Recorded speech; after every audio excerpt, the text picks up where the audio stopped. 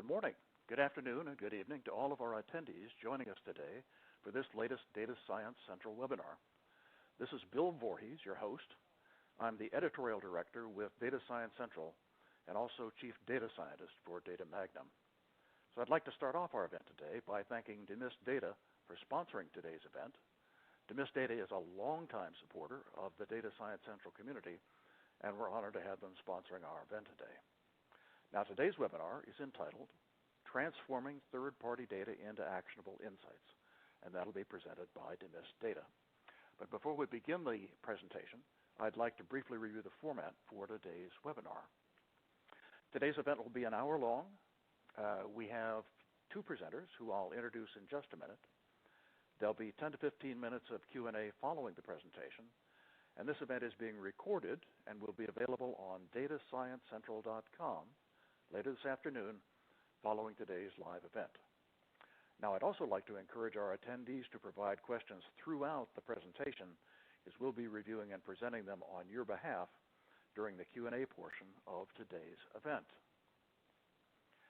Well, I'm very pleased to introduce today's speakers, Mark Hookey and Richard Scioli, both with DemystData. Now, Mark is the founder and CEO of DemystData, and with a career focus on data technology product development, Mark's an expert in scalable data access and analytics for financial institutions. His deep understanding of the analytics market and his desire to solve the data gap to unlock financial services led him to create DemystData. Now, Richard is General Manager of Platform and has been at DemystData for over 2 years in a variety of roles from client delivery to product management. He has deep experience in data strategy and product development and degrees from Villanova University and an MBA from Babson College. So Mark, Richard, hey, thank you for being with us today. We're looking forward to your presentation. Now, the rise of third-party or external data has given data scientists and organizations additional building blocks to discover breakthrough insights. But many data scientists struggle to understand what third-party data is relevant and struggle further to efficiently access and transform that data. So in today's Data Science Central webinar, we'll explore innovative techniques to simplify third-party data access and transformation, and you'll learn techniques for assessing third-party data quality and relevance, strategies for accessing third-party data, and information about third-party data landscape as it applies to business outcomes. So Mark, with that, I'm going to turn it over to you. You can begin just as soon as you're ready to go. Thank you, Bill. We appreciate the support of the Data Science Central community, and we appreciate everybody's time today. As Bill mentioned, external third-party data is something that a lot of data scientists within this community are trying to harness and access. The challenge is that data scientists working with internal data can do so at the touch of a button, whereas when it comes to third-party data, there's incredibly high friction. What if there was just as much external data at your fingertips as there is internal data? What if understanding the third-party data landscape was as straightforward as internal data? That creates some significant potential opportunities. The reason this is relevant is that there are diminishing returns in the models that people are developing from internal data and from AI capabilities, both of which are incredibly important. One way to think through this is that when people talk about big data, they're often referring to rows, to observations of data, tens of millions of rows about customers, but not that many features. So that works to a point. But as data scientists would know, often you need orders of magnitude more data to get linear incremental improvements in model quality. There's a next frontier of improved model predictiveness that comes from advanced AI techniques, from parametric and non-parametric algorithms that draw a signal from the noise of data. External data is particularly interesting because it offers a third frontier. It often offers the ability to access more attributes, aka more columns of information about individuals. And in a wide variety of use cases, whether assessing risk, detecting fraud, marketing a product, assessing drug adherence in the pharmaceutical world. There's huge lift that can come from finding more features and more attributes about customers. And that data does exist in the ecosystem. And that data creates the opportunity for people to create better outcomes for their customers. But the conundrum, as mentioned, is that external data is hard to access. It's hard to know where to start. It's hard to get the data without significant blockers. It's hard to integrate and ingest the data into your AI system. So to talk about that, I'll hand over to my colleague, Rich. Thanks, Mark. And thanks again, Bill, for hosting us. We're looking forward to a lot of the questions at the end of the session. As Mark is alluding to, there are a lot of problems. There is a lot of friction in today's marketplace for accessing third-party or external data. And we thought we'd highlight a few, and then that'll provide us with a little bit of a segue into today's demonstration as well. So really the outcome that all of the data scientists and data engineers who are looking to leverage third-party data to drive improved predictive modeling or workflow optimization exercises, the outcome is all about getting that data as efficiently as possible and using it to drive and spur insight and innovation. But there's a lot of problems that you can kind of provide roadblocks along the way. One of the first questions we often hear is that what is relevant? What is out there? So we have a wide variety of external data sources that are coming online. How can individuals easily assess, identify, and better understand what's available for a particular use case or a particular problem they're trying to solve? Once those items are identified, there's a lot of roadblocks in both the procurement and info security programs at many of the leading institutions that we work with today. And as we've heard from feedback and a lot of our product development and research on our own front, a lot of times procurement can slow down the process. So there's nothing more frustrating than identifying a great high quality data asset and then waiting months and months and months for it to get approved by a legal organization or an info security organization that's doing due diligence on a data source. It's also hard to assess or understand potential compliance parameters around new data assets. As I mentioned, these data sources are coming online, every week. Finally, there's some technology issues, right? How do we easily, seamlessly access, test, and identify true attribute level information about each of these data products? And then the last component is data prep.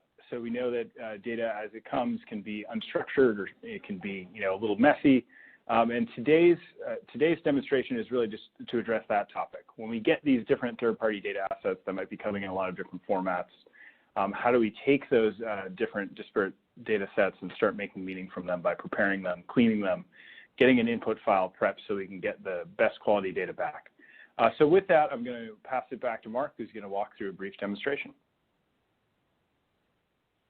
Thanks, Rich. When it comes to external data, the need to clean data is ubiquitous. And there's particular aspects of dealing with external data that are idiosyncratic to dealing with a third-party data vendor. So for example, how do you check that an input file is going to appropriately match the third-party data provider? How do you quickly find, as Rich mentioned, what is relevant? How do you actually go and get the data? And then how do you do some feature engineering? So feature engineering as a concept, for example, is not unique to external data, but dealing with it in the external data landscape is particularly high friction. That's one of the many reasons data scientists tend to err on the side of leveraging what they already have at their fingertips with internal data. But per my question at the start of this conversation, what if it was just as easy? And what if there was a platform to access external data and use it? So what we're going to do is run through an example which, whether or not it's done with Demyst, talks through the different mechanisms by which practitioners in the industry are using external data and how they're cleaning external data and getting it into their analytical processes. We're proud today to announce the launch of our Python API here at the DSC webinar. Prior to now, Demyst as an organization has been providing a platform which allows people to access data. We're newly launching today for this audience an API platform that allows people to get data and use it right in their data science environment in a commonly used platform such as Jupyter Notebooks. And that's what I'll be using to share an example of how to deal with external data today. So I will now share my screen. Okay. So what you can see in front of you is a Jupyter Notebook, and we're going to run through some examples using Python of cleaning and accessing some external data around the data prep phase.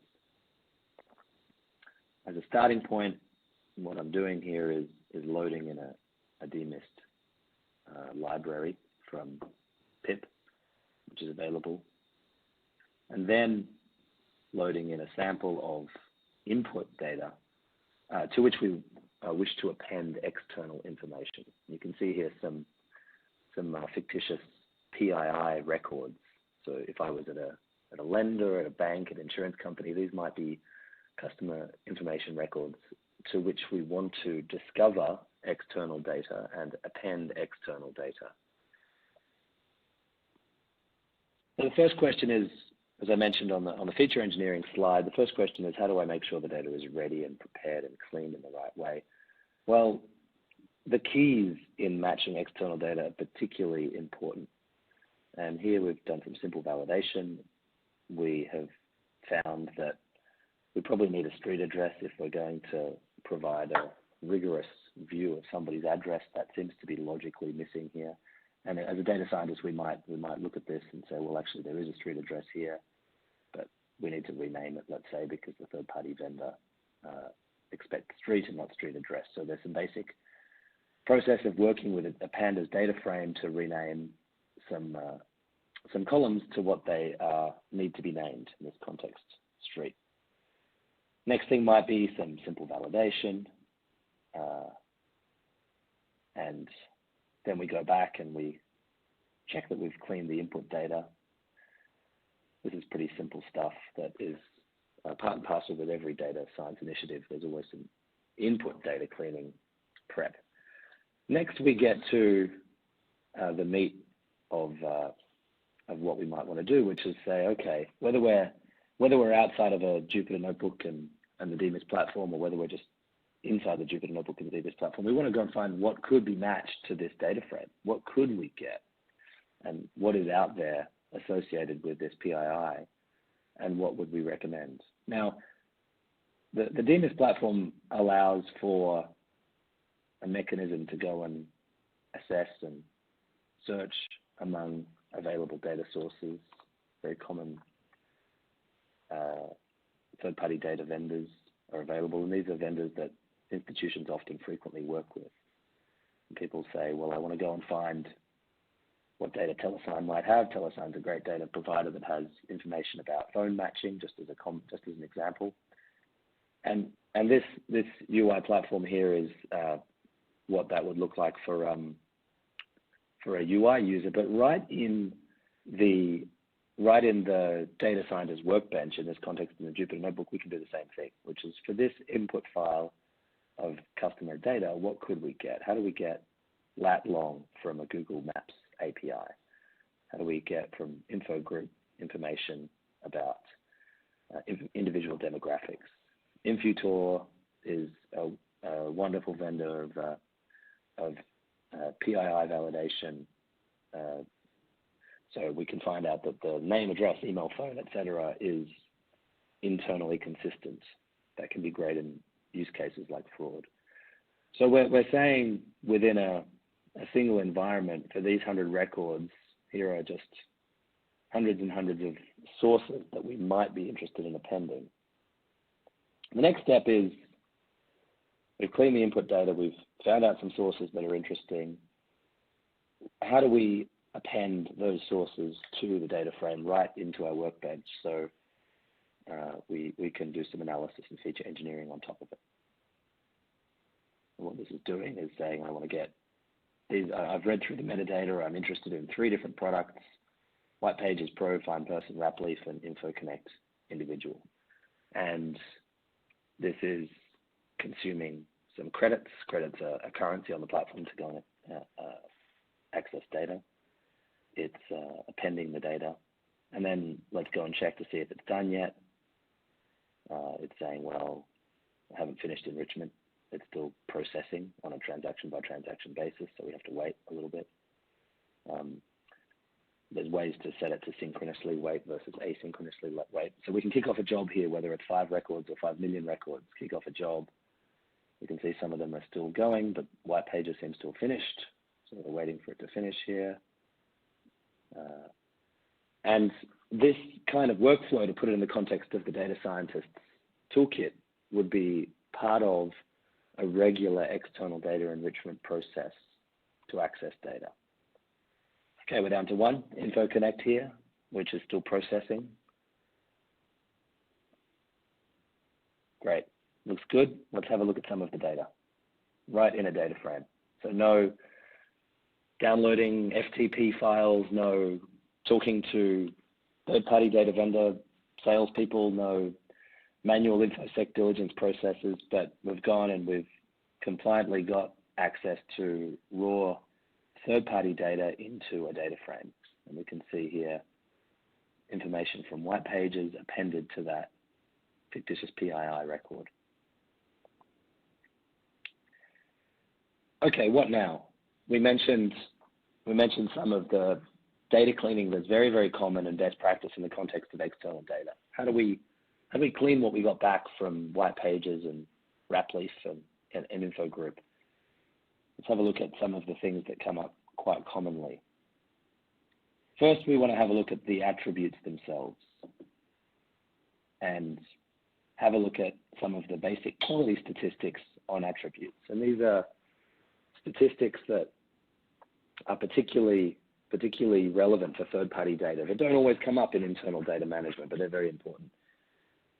For example, what is the number of unique levels of those attributes? If we were working with an internal CRM data set, we would know that it's populated well. We may have had a separate process to clean that data.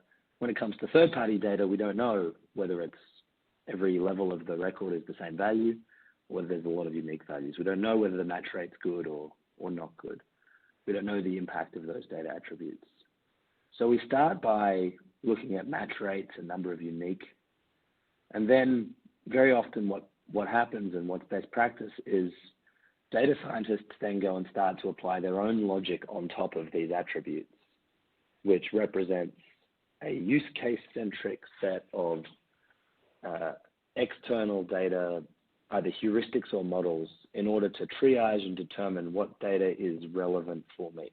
So for example, let's say I was a data scientist inside a KYC or fraud group at a bank, and I'm looking to automate and optimize a workflow associated with detecting AML or detecting synthetic fraud.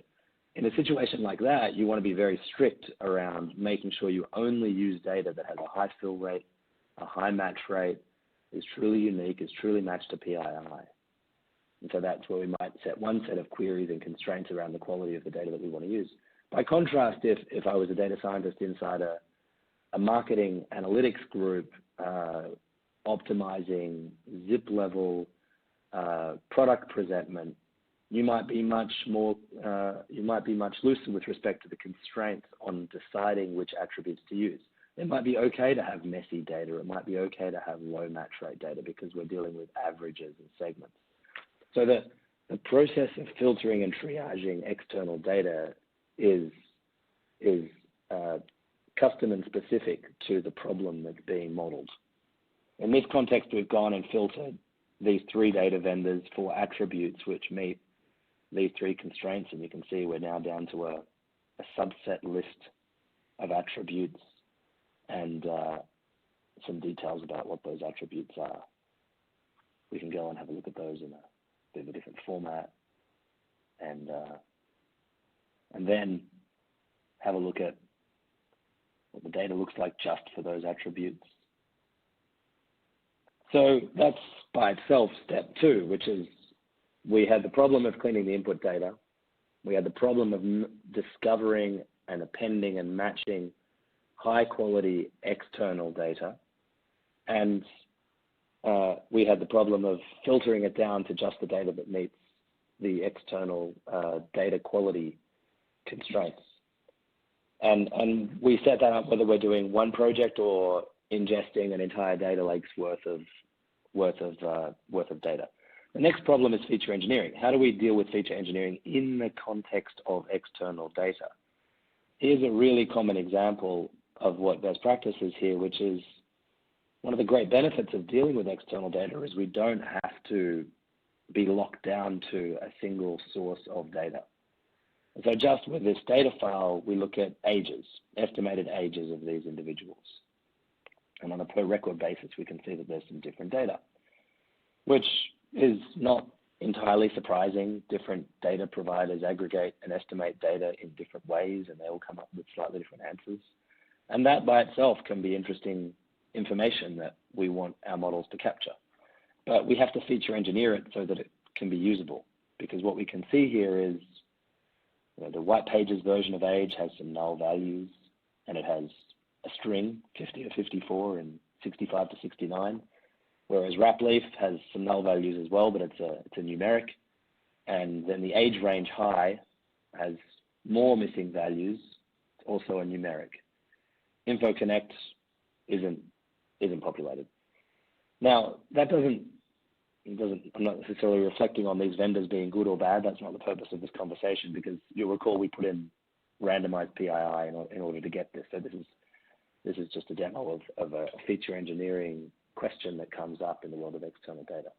Well, what we might want to do here is figure out how we can generate some kind of blended average of these age attributes in order to create a single age attribute, which we can then depend on in a model. In the Demys platform, this is called a data function. Data engineers will build this in different platforms. They can use attribute engines. They can use Amazon Lambdas. They can write their own custom code. But effectively, in this, just as an example, this is an algorithm which computes an average of ages from these sources, which we can then apply back to the data set itself and propagate upstream. What we've done here is we've taken this piece of logic which computes an average age from these three columns, and we've pushed it back onto the platform in order to create what is now a blended age attribute, which is a derived age, which is a combination of the upstream age attributes. So we're not, again, we're not dealing with anything that we wouldn't also be dealing with in the internal data world, but in order to unlock that third wave of predictive value that comes from external data, we need to be able to deal with the fact that these three data sources and 300 more each have their own mechanisms of matching, of data sourcing, of data storage, of data compliance, and of data provisioning. A lot of them have estimated data, some of them have real data, but which real data you get to depends on how well you've matched. And so we're dealing with a data cleaning problem at a scale that's much bigger and much harder than an internal data cleaning problem. And that's often a reason people shy away from this universe of external data, but they need not. The processes to clean this data and feature engineer this data are no more complex using newer technologies than they are to deal with internal data. What we're really excited about is there is a proliferation, a renaissance of emerging external data that are out there. There are, as I showed you earlier, literally hundreds and hundreds and hundreds of vendors of data that are coming online. Bureau Van Dyke has some data, Pipple has some social data, TransUnion, Equifax, Experian, the big players, they have hundreds and hundreds of niche data products. And that proliferation of information that's available, once we can get past this high friction process of figuring out what matters, getting it, and cleaning it, that proliferation of data unlocks the ability to solve problems with much higher predictive quality and much more sophistication. And people don't need to overly depend on internal data.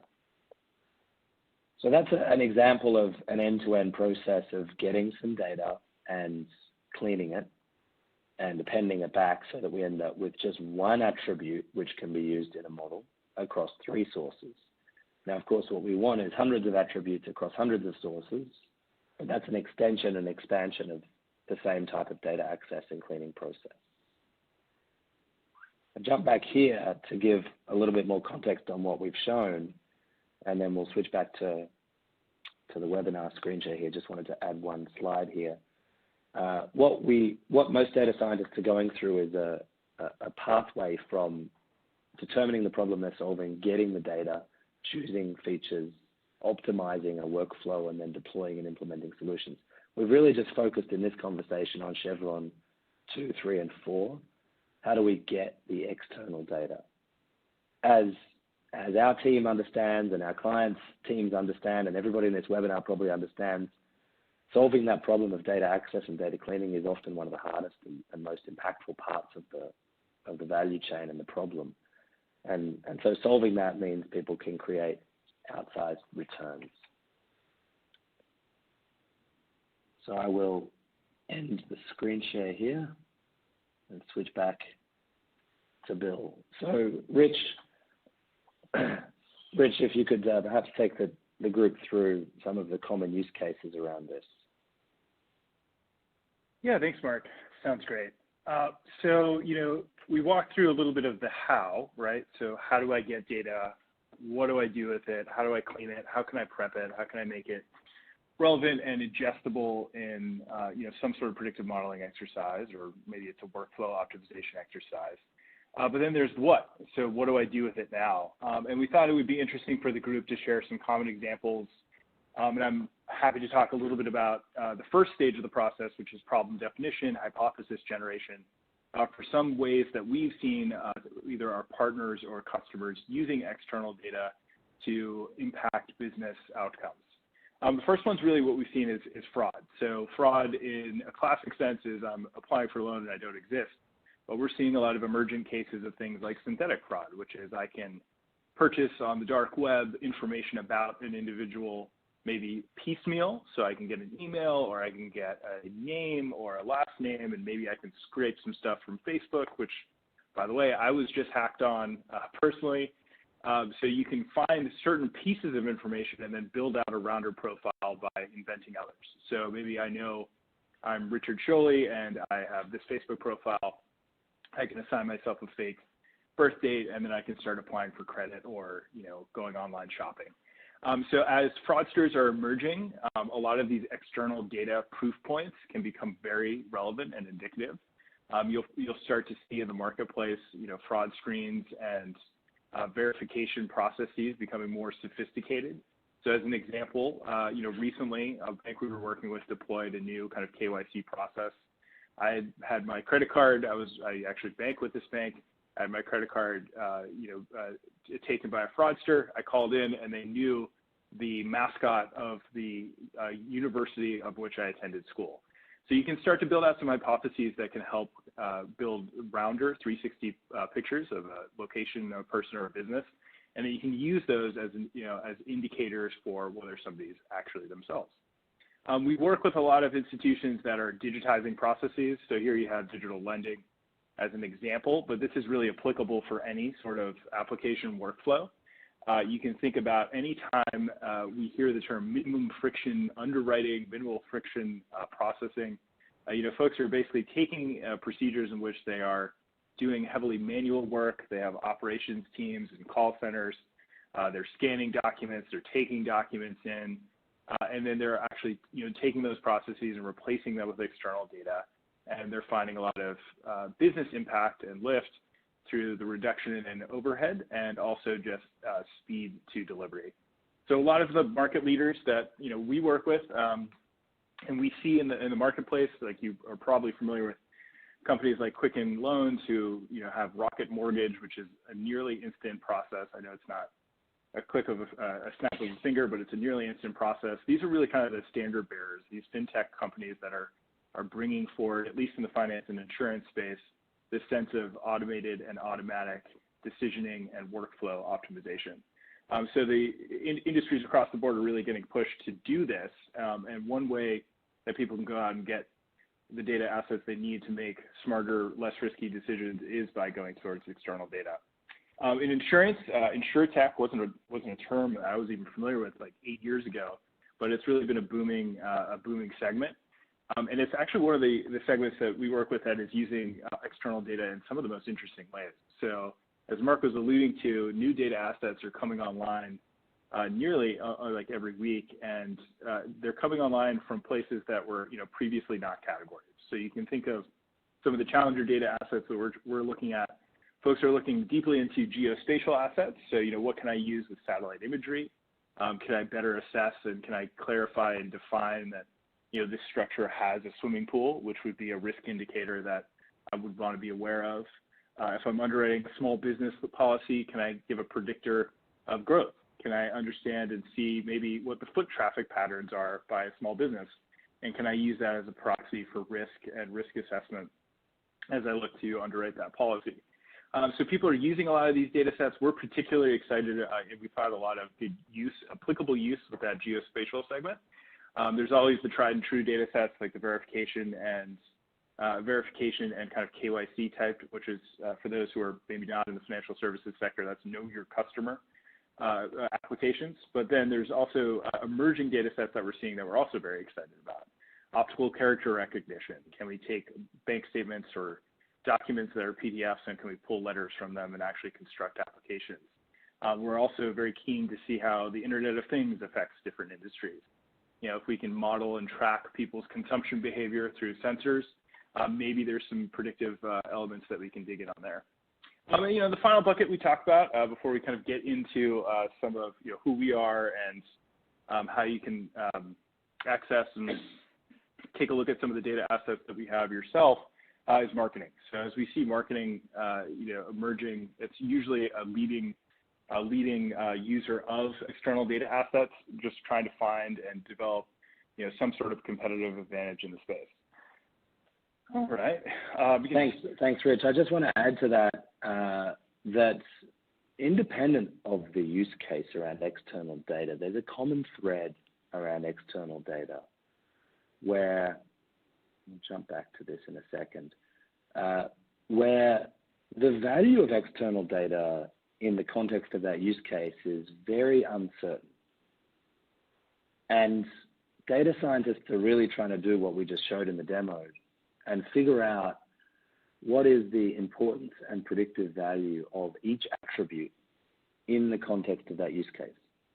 So whether you're a healthcare provider trying to assess drug adherence, or a bank trying to assess fraud, or a marketing agency trying to assess click-through rates or response rates, they're often data scientists that are spread through every part of an enterprise. But the fundamental uncertainty, the fundamental lack of knowledge is how much exactly is this specific attribute worth in this context. So we showed a couple of these key metrics like fill rate, distinct rate, match rate.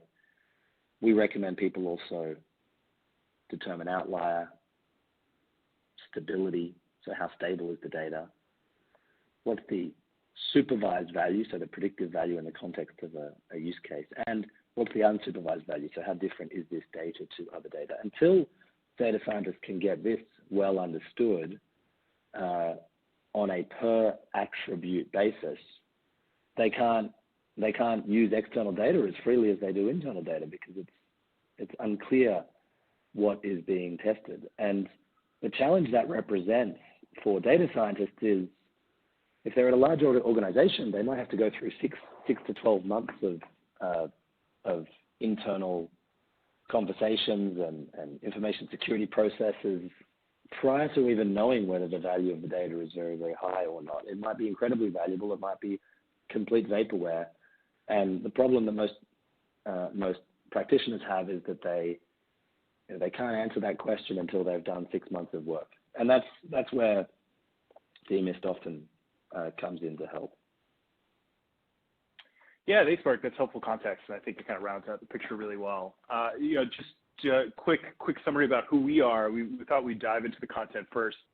and give you kind of the value of information before telling you who we are. So DMIS, we've been almost around a decade now working on data access projects around the globe. We have primary pockets. Obviously, we're in US and we're New York based, but we do have offices out in Singapore, Hong Kong, and in Melbourne. So we have some experience with that external data ecosystem globally. We have, as you can see some of the stats below, we've kicked off a number of different projects across a number of different types of organizations.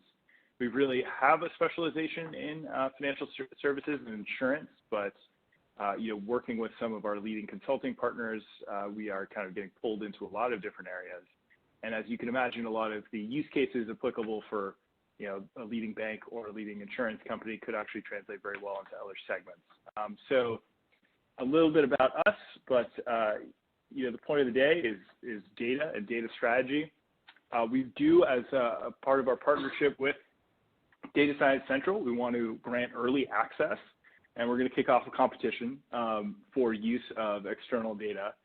So what we have that I'll show you in a minute, I just want to walk through the mechanics of the competition and the access, is we have, like as Mark showed, an API and then a data catalog. And everyone who's attended the DSC webinar will get provisioned with access to that. All they have to do is sign up, and I'll show you how to do that momentarily. We're going to give everyone who signs up $100 worth of data credits just to get started so they can actually get data and feel it. But really the intent here is we're not just trying to hawk data. We're actually trying to get some creative product development, creative data development through our platform. And we're just really interested to see what people can build. As Mark mentioned at the beginning of the call, this API is pretty fresh. Obviously, it's been tested, it's been released, we have people using it, but we're really interested in making it as useful and as impactful for data scientists across a broad spectrum. So we're really interested and hungry to get feedback. I'll speak for my product org. We approach design very closely with our captive audiences of data scientists. We love to sit, work with them, observe, see what works, see what doesn't. And we want to use this opportunity to invite everyone into the platform, into the API with some data. Of course, there's no charge there. We want to get that robust feedback. And in the competition, $1,000 prize award to the 5 most creative uses of our platform of external data. Pretty open-ended, and that's how we want to keep it. So we want to see people using external data in creative ways. It's really kind of a fun part of us being a part of the data science community. We're always blown away and amazed by the type of work that data scientists can put together. So it's pretty broad. We'll be assessing it. We're going to end the competition on December 14th. So get in it and get after it. Really quick, this is just a bit of housekeeping. Everyone will get this link, API at DemystData.com. It'll take you to our landing page, which is just designed for the DSC webinar. Oops, I actually am going to share my screen really quick so you can see it. And then I'll walk you through just a couple of housekeeping items to get set up. So when you're here, you can see the website, go to get access, you sign up, we'll know you're from the Data Science Central webinar, and then you're in. So that'll get you registered for the platform, and then when you log into the actual platform itself, that's just how you sign up for our platform. We'll get you configured. This is the landing page that you'll be taken to. So this is the actual data catalog, as Mark had mentioned. You can jump in, review all the data assets and the metadata about them, dictionaries, sample data, etc. But a key component here that I wanted to highlight, and we'll actually have this called out, a link to our full API documentation lives in the platform. So you can go register on the API site. We'll send you an email with instructions on how to get into the platform. Once you log in, you'll be taken to this screen, this Discover Data screen.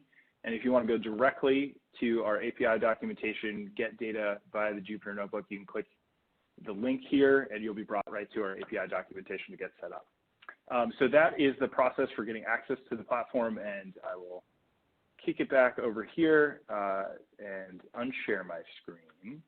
Mark, do you have any final comments before we give it back to the Q&A section?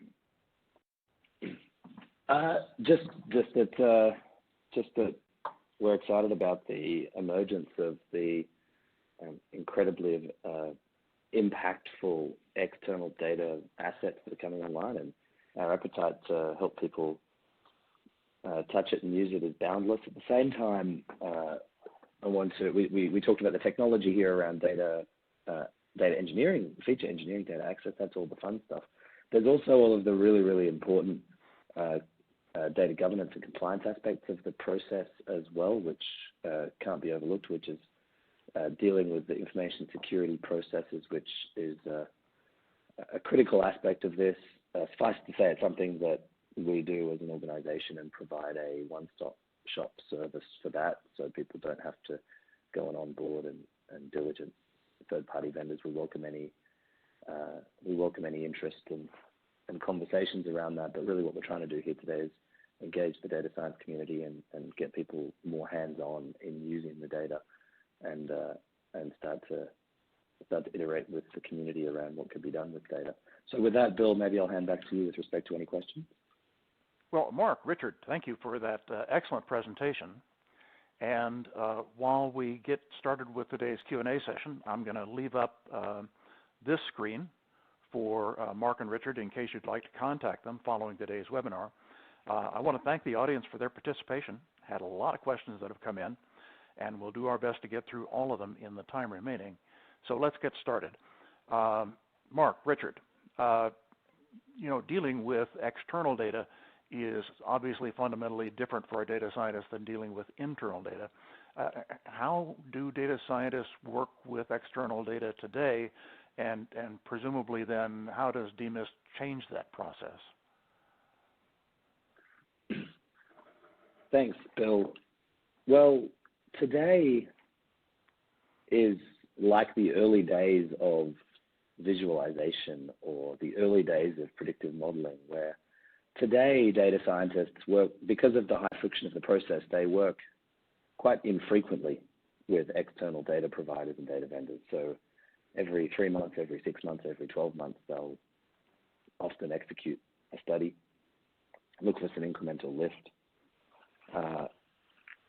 Whereas, as we all know, with the evolution of visualization technologies and machine learning technologies, as it became orders of magnitude easier, data scientists started to use it orders of magnitude more frequently. So instead of building, one predictive model every 3 months in a project, they'll now build hundreds of predictive models in 5 minutes and iterate on them every single day.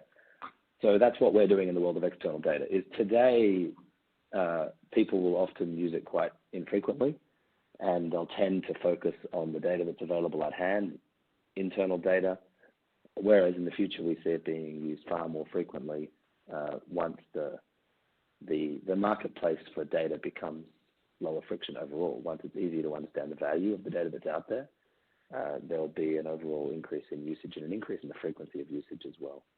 To add a little bit of color to that around use cases, Bill, the marginal contribution of predictive value with respect to external data is higher with new to institution use cases. And what I mean by that is, if I've been a customer of a bank for a decade, or I've been, I'm on a social media platform and I've been using it for a decade, those institutions know a lot about me already. And so when it comes to tailoring services for me, whether it's a risk use case or a marketing use case, generally speaking, it's fundamentally an internal data problem. By contrast, if I'm new to a bank, new to a life insurer, new to a social media platform, that's where external data is incredibly powerful and predictive. So with my consent, that institution can understand me deeply, and they can give me the right products, they can assess me in the right way. And so data scientists are tending to use external data faster, more frequently, and more focused on the new customer acquisition use cases. Well, that makes perfect sense. Thanks for that clarification. And it leads right into the next audience question, and that is, as a data scientist, how can we assess whether or not third-party data will be useful or valuable? Is it something that we should always be accessing, or is there a procedure for testing this? Yes, and at the risk of giving a bit of a plug for our organizations, we do offer a 2-day workshop, and we come in and help assess that. and we're happy to get to know any organization that's asking that question and conduct a benchmarking exercise. But your question was more generally as a data scientist is looking at their problem and looking at their model. They're really trying to figure out, could there be incremental lift and value from new attributes that they're not currently using? And the techniques for doing that with third-party data are no different to doing that with internal data, which is assessing the Gini, assessing the lift, assessing the out-of-sample predictiveness, the monotonicity of the predictions of a model. And it's really about prioritizing use cases where currently a sledgehammer is being used and a scalpel should be used. If a data scientist is working on a problem that has low predictive quality, then getting external data is almost always a good idea because there's incremental lift from understanding the customer or the record.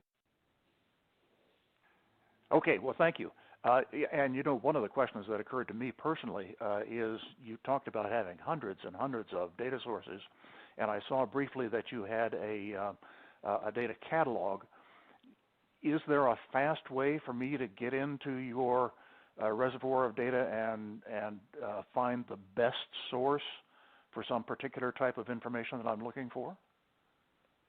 Yeah, absolutely. So we showed the back-end geeks answer of that today, which is you sign up, you have a Jupyter notebook, you load in a data frame, you run a search, and it will give you a recommendation of data that would be able to be appended. There's a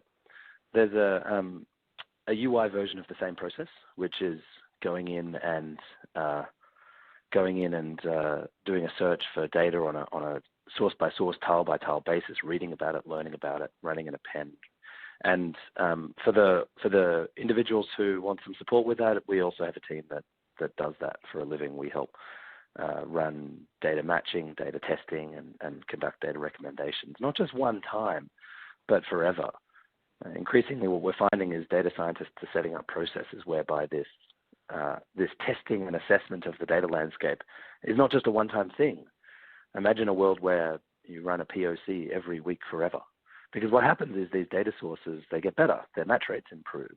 They add more sources. New sources come online, and people want to test and monitor that. But the short answer is yes, there is a way to kind of jump into the catalog, say, here's my 1,000,000 records or my 1,000 records, and what can I get? What should I get, and how do I get it? And then how do I figure out what matters and what doesn't?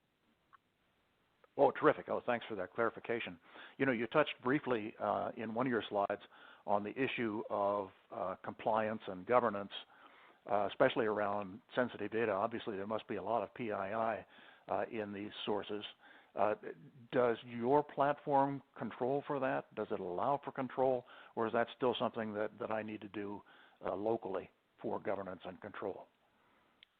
No, we not only does our platform control for it, but we as an organization control for it, and we process and access data for some of the most conservative banks and insurers and other large institutions where sensitive data access is some of the most predictively impactful set of external data use cases, but also one of the most high friction set of use cases because you have to make sure you're getting the data in through pursuant to some level of consent and contract. But you also need to make sure that the external data providers aren't inadvertently storing any aspect of the PII that was processed against the upstream sources, so we control for that as well. A lot of people talk about data lineage as they're looking at internal systems. How do they track exactly what data was touched and when? Our system incorporates a data lineage model whereby we're tracking which external vendors were touched when and how. So it deserves a 3-hour conversation, not a 3-minute answer to a question, because it's something that is one of the main components of why an institution has so much friction. Obviously, part of it is about mapping what data there is and the taxonomy of what it's used for, and that's really important. But part of it is also making sure the data vendor is controlling where they get the data in the right way. They're not storing data in the context of transacting with it, And then it's on the other side as well. The data vendor needs to make sure that the people on this call, in this conversation, aren't making decisions against the data that the data doesn't allow them to make. So there's a compliance constraint on the user as well, whereby we make the users agree on a per source basis to what they can and can't do with it. Now, it's all done once in one place. So once you get started, you don't have to go and deal with this on a source by source by source basis, and that's really the benefit. But it does need to be controlled and tracked. And we're seeing in the market people really separating out the issues. On the one hand, what is the best data? On the other hand, how do I track and control my external data governance in the right way in one place? And often what happens in the market is those two problems are solved in the same company. But most institutions are starting to separate out those questions. What's my data platform separate from what are the data sources that are really valuable that I want to use? Yeah, this is an enormously complex area, and it leads me to the next audience question about differences between dealing with U.S. data and data from outside of the United States. I mean, GDPR alone must be a real issue here. Can you just give us a quick version of how you handle with non-U.S. data? Yeah, we have offices and clients in Asia, in Europe, and lots of different places that handle different regulatory frameworks. It's a challenging question to give a 60-second answer to yet another 3-hour question. The evolution of GDPR and the California privacy regulation and different versions of the privacy regime around the world are really, net, they're actually good for our organization and for the industry because they're driving people to really understand that they need to track this type of data lineage in one place and not just have an integration with every data source one by one by one by one. And GDPR is a version of that whereby there's different requirements where people have to make sure they're only providing data they have consent to access and use, and they're getting data back, and they're only using it for the purpose that it was intended. But what's really interesting about that is that these frameworks for accessing data are driving everybody towards more real-time data usage as opposed to bulk batch data usage. And this is true in our client base and more generally in the industry, because consent outside the US especially, but also in the US, because consent is so important, it means that people can't always store and keep the data that they might want to from an analytics perspective. And that's okay. They can re-access it when they need to with consent, but that requires a different architecture. It requires people to be able to get real-time data when they need it and have lineage around how they got it, but not necessarily store everything in a giant data lake, which frankly is sometimes more of a liability than a benefit. So anyway, it is a longer conversation. GDPR and other compliance frameworks are a big part of the agenda, but are very solvable issues. And increasingly, the data ecosystem is making it easier for people to work with their data. And that's not just the big incumbents. In fact, sometimes the big incumbents have some big challenges around this. The newer players are making their data available in a very, very compliant, rapid way while meeting the needs of the end customer. Oh, well, thanks for that short answer to a very long question. That obviously is a hugely complex area. I have a series of technical questions that have come in, so maybe we can knock these off in quick succession. And the audience is interested in some of the technical issues of how to interact with your platform. For example, where can they access the Python APIs, and is it only through your key, or can they use their own username and password? So it's through a key or a username and password, and some of our clients also have single sign-on integration. So if they are a larger organization that uses an SSO platform, that gets integrated too. Okay. And second question, technical question, can you call any external provider from the data function? So the data functions are intended to be there to process and clean and structure external data. So the answer is yes. That's what they're there for. Okay. And then this audience member has asked, is data frame the input type they'd need to send for enrichment?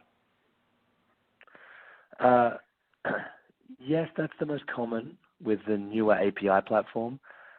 We also, there's ways of loading in CSVs, there's ways of piping data in from cloud platforms like S3 buckets on AWS, or ingesting the data right into people's data lakes, whereby the data can be enriched in place.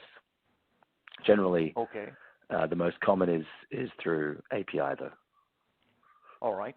And is there a limit on the number of API calls that can go on simultaneously? And does it slow down the process if your customers run several batches at the same time?